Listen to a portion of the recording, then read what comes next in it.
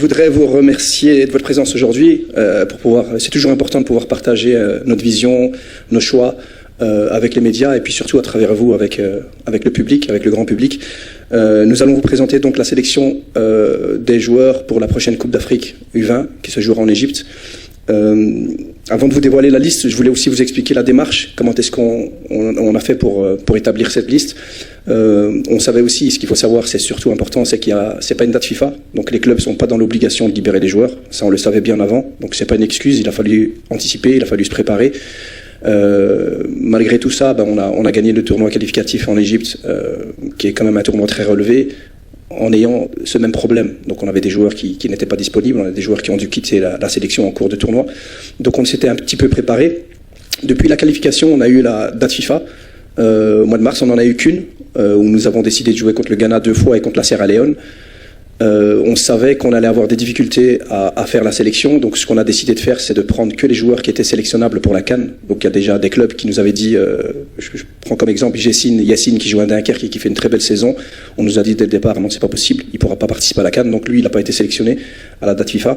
On a décidé de prendre un noyau très large, plus de 30 joueurs, pour justement pouvoir préparer le maximum des joueurs. On savait que certains joueurs allait avoir des difficultés à les avoir. Je pense à Ali Mamar d'Anderlecht qui joue régulièrement avec les pros, Faisal Meziani qui joue régulièrement avec les pros. Donc tout ça c'était prévu, mais on a quand même essayé. Et on comprend aussi les clubs, donc c'est important. On a eu d'autres difficultés avec des joueurs comme Samir Mourabet et Billard qui jouent pas avec les pros, mais qui n'ont pas voulu libérer. Et puis il y a des joueurs blessés comme Anasta Jawar, Mouta Septaoui, Rachad Fetal d'Almeria et Amoni de Khiron.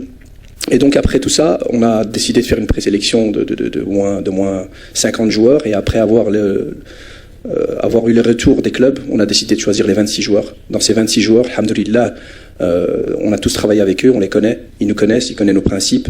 Donc c'était important aussi de pas avoir de nouveaux joueurs qui ne connaissent pas et avec lesquels on n'a pas travaillé. C'était surtout ça, anticiper les problèmes qu'on allait avoir, parce qu'on savait qu'on allait en avoir. Donc alhamdoulilah, on est très content de cette sélection. On a aussi, juste avant la date FIFA, fait quelques stages avec des joueurs locaux et avec des nouveaux joueurs qu'on ne connaissait pas du tout. Et c'était important parce qu'aujourd'hui, dans la liste de 26, il y a 2 joueurs qu'on a découverts entre le mois de février et le mois de mars. Donc on ne s'est pas arrêté de travailler, on n'a pas voulu trouver d'excuses. Et maintenant, avec la sélection qu'on va vous dévoiler, alhamdoulilah, on est très satisfait, très content, et elle est très, très, très compétitive. Et on garde la même ambition. Alors le groupe, on est dans le groupe B par rapport au changement qu'il y a eu au dernier tirage.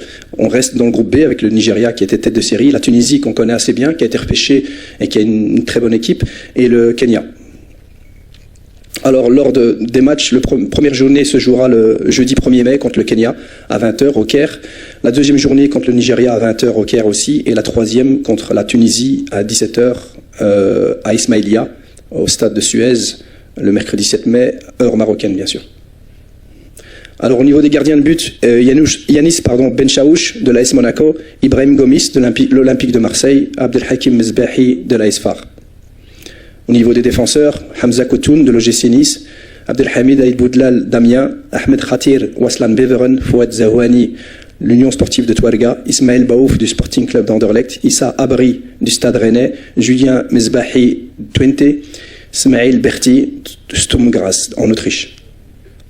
Au niveau des milieux de terrain, Ismaël Awad du RC Lens, Amin Boukamir de Charleroi, Anas El Mekawi de l'Fath Sportive Rabati, Naoufel Enanash du Paris Saint-Germain, Oussam Sadaq de l'Union Sportive Touarega, Reda Alaoui de l'Fath Rabati, Saad El Haddad de Venise. Au niveau des attaquants, Aymen Arguig, Sociedad Deportivo Huesca, Adam El Mokhtari Boyar de Elche, et Yes Boumessaoudi de BV Den Bosch, Mouad Dahaq de l'Union Sportive Touarega, Younes El Abdelawi du Celta de Vigo, Adnan Karoubi du Stade Malherbe de Caen, Othman Mahama de Montpellier Hérault, Mohamed Yassir Zabiri de Famalicão au Portugal. Voilà la liste finale.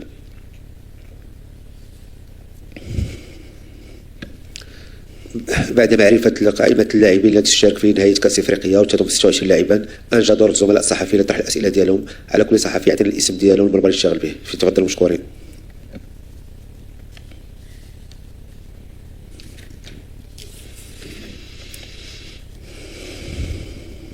السلام عليكم كوتش. جمعة مباركة لكل الأصدقاء. كوتش كنعرفوا لاعب فريق اتحاد ورقة الضحاك فهو مصاب. كيفاش لقيتي اللي تكون كاس افريقيا واش غيكون مرتاح يعني جاهز 100% بالنسبه للاصابه ديالو؟ والسؤال الثاني واش ما لقيتيش الصعوبه باش تقنع الانديه الاخرى خاصه اللاعبين اللي في اوروبا باش يجيو يكونوا حاضرين معنا ان شاء الله؟ السؤال الثاني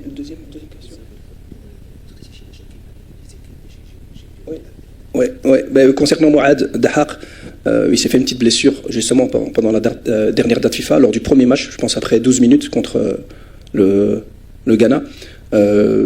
Ça va très très bien, il est resté ici, il s'est préparé, il a travaillé avec notre staff médical et avec notre préparateur physique.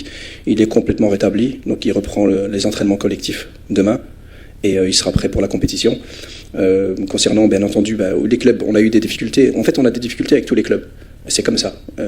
Les clubs ont des enjeux. Il y a des équipes qui ont des enjeux super importants. Lorsque Anderlecht, le coach que je connais très très bien, m'appelle, me dit je peux pas te libérer à Ali Mamar parce qu'il est titulaire, il joue une finale de Coupe de Belgique, il joue des playoffs. Il faut pouvoir l'accepter. Alhamdoulilah, tous ces cas-là, c'est super intéressant pour nous aussi parce que même s'ils ne sont pas présents aujourd'hui, ce sont des joueurs qui jouent avec les A, qui vont jouer des gros matchs, qui vont commencer leur carrière et qui seront des joueurs qui arriveront, Inch'Allah, avec une possibilité de jouer, pourquoi pas, la Coupe d'Afrique avec Walid.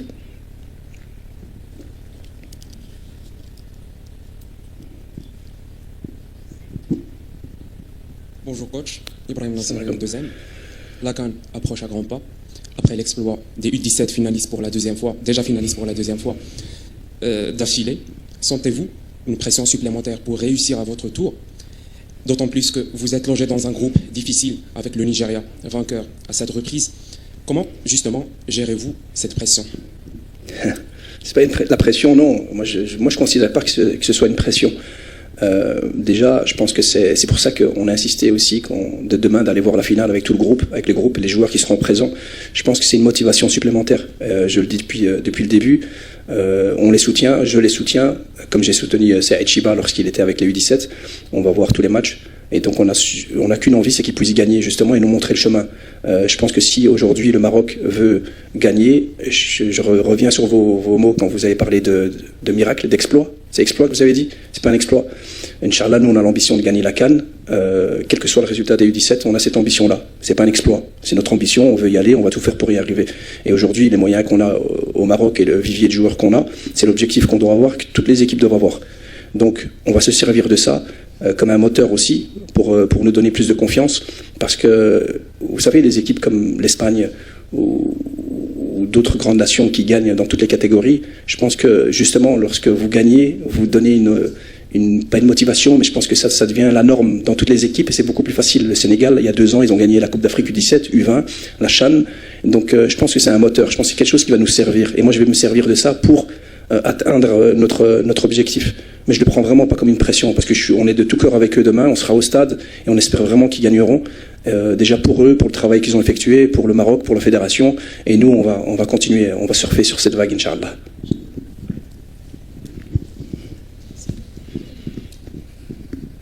السلام عليكم كوتش. زهير حجاري موقع لو 360. وهبي كيفاش تلقيتوا اعاده القرعه ديال كاس افريقيا؟ واش اربكت لكم الحسابات ديالكم في هذه المجموعه رغم انه نيجيريا بقات في نفس المجموعه؟ وايضا كنشوفوا على غرار المنتخب الوطني الاول غياب لاعبين ديال البطوله الاحترافيه بواحد الشكل اللي هو كبير رغم انه كاين حوالي 4 لاعبين ما بين توارقه وما بين الفتح. واش البطوله الوطنيه عاجزه عن تكوين لاعبين شباب عكس الفتره السابقه اللي كانت هذه الفئه فيها بزاف ديال اللاعبين ديال البطوله خاصه الوداد، الرجاء، ايضا الجيش الملكي والمغرب الفاتح وانديه اخرى؟ Au niveau de la CAF, franchement, je vais pas m'attarder. Je vais pas passer beaucoup de temps à parler du changement de lieu, du changement de tirage au sort, du fait que tout a été changé au dernier moment. Nous, on a un principe, en tout cas en U20, dans le staff et au niveau des joueurs, c'est qu'on se focalise sur l'essentiel. L'essentiel d'Yalna, c'est l'équipe, les joueurs, le collectif, l'ambition d'aller gagner. Contre qui, on ne sait pas. Où, on s'en fiche. À quelle heure. On va vraiment se concentrer sur nous pour essayer d'atteindre notre objectif. Si on commence à perdre beaucoup d'énergie sur des choses parce que l'organisation est mal faite ou parce qu'il y a des changements de dernière minute, je ne pense pas qu'on ait beaucoup de chances d'atteindre les objectifs. Donc on reste vraiment concentré sur le football et on s'adapte. Alhamdulillah, c'est la meilleure des choses à faire. Concernant les joueurs locaux, il y en a beaucoup plus. Il y a beaucoup de joueurs, parce que vous citez les joueurs qui jouent au FUS et à Touarega, mais énormément de joueurs qui jouent en Europe maintenant. Il faut savoir qu'en U20, à 18 ans, ils partent déjà à l'étranger. Donc on a des joueurs qui ont été formés au Maroc et qui jouent maintenant dans les clubs européens. Combien, je ne sais pas. Je ne vais pas vous mentir. Je ne sais pas vous dire aujourd'hui combien de joueurs ont été formés au Maroc. Ça ne m'intéresse pas. Moi, je suis sélectionneur du Maroc. Je sélectionne les meilleurs. Ils peuvent jouer n'importe où. Ils peuvent être formés n'importe où. À partir du moment où ils ont le passeport marocain, ils ont les compétences et l'envie, je sélectionne. Je regarde jamais d'où ils viennent. Vraiment, en toute sincérité, je ne peux pas vous dire combien de joueurs du championnat local on a ou combien de joueurs qui ont été formés au Maroc. Donc bien sûr qu'aujourd'hui, on a quand même de très bons joueurs qui sont formés au Maroc. La problématique, c'est qu'ils viennent un peu tous du même club. Ça, c'est la question qu'on doit se poser. Pourquoi est-ce que les meilleurs joueurs, que ce soit en U17, que ce soit chez nous, ils viennent toujours du FUS, des phares, de l'Académie Mohamed VI, et maintenant ça commence un petit peu chez les plus jeunes de Berkane. Donc là, c'est la question qu'il faut se poser, mais ce qui est rassurant, c'est tout ce qui a été mis en place maintenant depuis plus d'1 an, que ce soit les centres fédéraux, que ce soit les projets qui ont été faits avec l'OCP, et on voit que dans les clubs, ça travaille. Donc maintenant, il faut être patient, ça va être mieux, de mieux en mieux, et je suis assez confiant. Mais voilà, le nombre de joueurs, je ne m'y intéresse pas trop.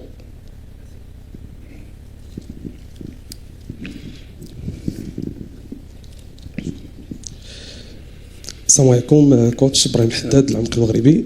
كوتش كيف ما كنعرفوا بان هذه البطوله يعني عندها واحد الاهميه كبيره غادي تاهل لا كوب دي موند، واش كتشوف ان المنتخب الوطني قادر على ضمان اللاعب المونديال وضمان يعني تتويج بهذا اللقب رغم صعوبه المجموعه اللي كتضم خيرات المنتخبات الافريقيه بحال نيجيريا او تونس وكينيا؟ شكرا. Tout le monde me parle un petit peu de la Coupe du Monde.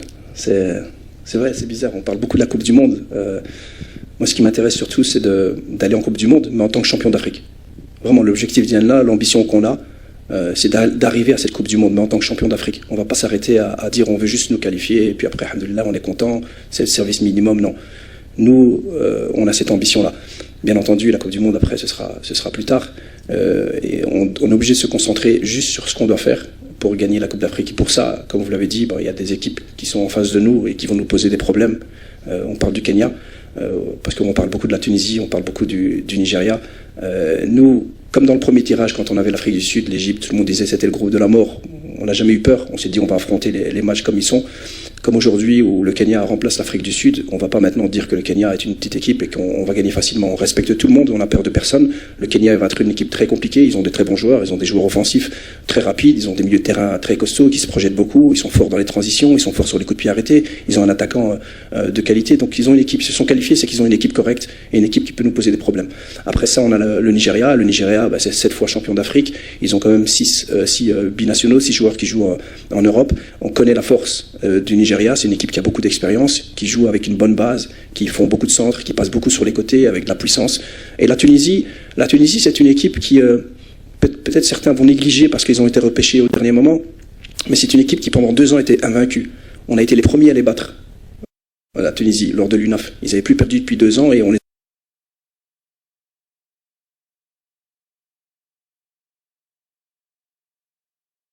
parce qu'ils ont été repêchés au dernier moment, mais c'est une équipe qui pendant 2 ans était invaincue. On a été les premiers à les battre, la Tunisie, lors de l'UNAF. Ils n'avaient plus perdu depuis 2 ans et on les a battus. Et je pense qu'il s'est passé quelque chose là à la compétition pour que leur niveau baisse un petit peu. Mais maintenant ils sont revanchards, ils sont repêchés, donc ils vont venir avec une grosse motivation. Et croyez-moi, ils ont un bon groupe, ils ont des bons joueurs. C'est une équipe qui sait aussi être dominant, comme ils savaient être très performants sur les transitions, très performants sur les coups de pied arrêtés. Donc il faudra compter sur tout le monde. Et comme je l'ai dit tout à l'heure, que ce soit des très très bonnes équipes, très reconnues ou moins reconnues, nous, l'ambition, elle est la même. On va jouer nos matchs en pensant à nous, en étant les plus performants possibles, match après match, toujours avec les mêmes ambitions, Inch'Allah. شكرا للزملاء الصحفيين، ونلتقي في مرة أخرى إن شاء الله بحول الله. السلام عليكم.